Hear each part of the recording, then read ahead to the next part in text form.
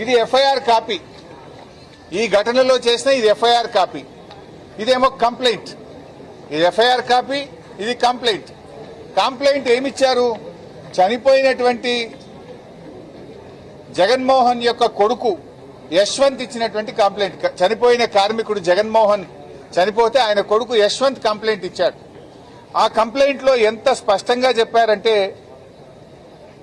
ఈ సిగాచి కంపెనీలో పాతబడిన మెషినరీ ఉండడంతో ప్రమాదం సంభవిస్తుందని ఎన్నోసార్లు మా నాన్న మరియు ఇదే కంపెనీలో పనిచేయుచున్న వర్కర్లు కంపెనీ మేనేజ్మెంట్ కు చెప్పడం జరిగింది. అయినా మేనేజ్మెంట్ ఉద్దేశపూర్వకంగా కావాలని అదే పాతబడిన మెషినరీలతో పనిచేయించారు.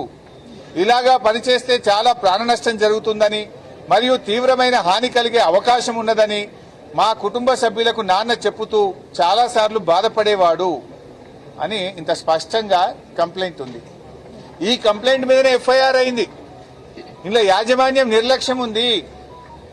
పాత మిషనరీతో పనిచేయడం వల్ల ఈ సంఘటన జరిగింది అంటే ఇంతవరకు యాజమాన్యం మీద కేసు పెట్టలే.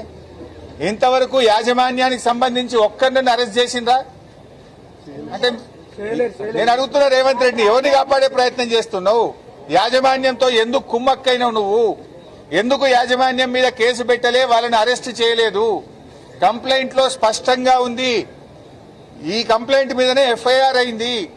యాజమాన్యం నిర్లక్ష్యం వల్ల, పాత మిషనరీ పెట్టడం వల్ల, ఎన్నోసార్లు చెప్పిన నిర్లక్ష్యం చేయడం వల్ల ఈ బ్లాస్టింగ్ జరిగింది. దీంట్లో మా వాళ్ళు చనిపోయారని అంత స్పష్టంగా కంప్లైంట్ వస్తే రేవంత్ రెడ్డి ఎందుకు యాజమాన్యాన్ని కాపాడుతుంది? యాజమాన్యంతో ఉన్న లాలూచి ఏంది అని నేను అడుగుతా ఉన్నా. ఎందుకు యాజమాన్యానికి సంబంధించిన వ్యక్తులను ఈ రోజు వరకు అరెస్ట్ చేయలేదు? దీనికి సమాధానం చెప్పాలని చెప్పి కూడా మేము ప్రభుత్వాన్ని డిమాండ్ చేస్తా ఉన్నా.